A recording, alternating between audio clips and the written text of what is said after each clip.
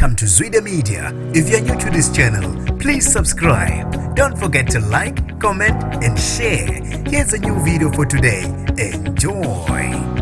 Lishone ngesihluku IPhoyisa elivulele ngenhlamvu endaweni yokucima ukoma. Nginibingelele ngiphinde nginamukele kuphina kuphi la nibuka khona le video. Mongoqala usijoinele likhasi wamwelekile igama lami ngosibonga konke wakandwane Mothanda ungangibiza intatheli ka YouTube. Umufi ogama lakhe lisagodliwa nduba kwazise umndeni wakhe kube ukuthi ugwazwe ngesikhala esicijile ngonogada wasendaweni yokucima ukoma eDachillers Lounge. Kuthiwa ubengekho emsebenzini ngesikhathi kwenzeka lesigameko.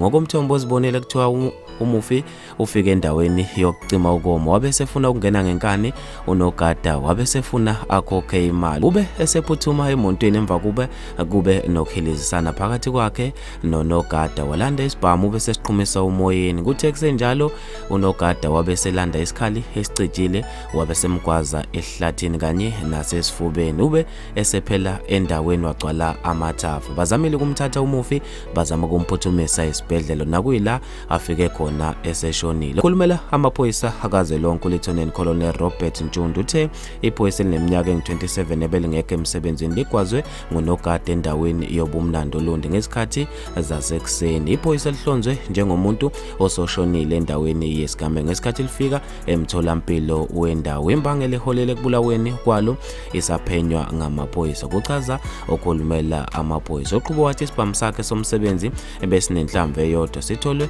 endaweni yesigameko. Bafethu lezi indaba ezibuhlungu endlela emangalisayo ngizofisa ukwazi ukuphala kwakho khona lapha kwi-comment section. Mina nje intathela YouTube sengiphuma kanje ngithi awungibambe evidweni elandelayo.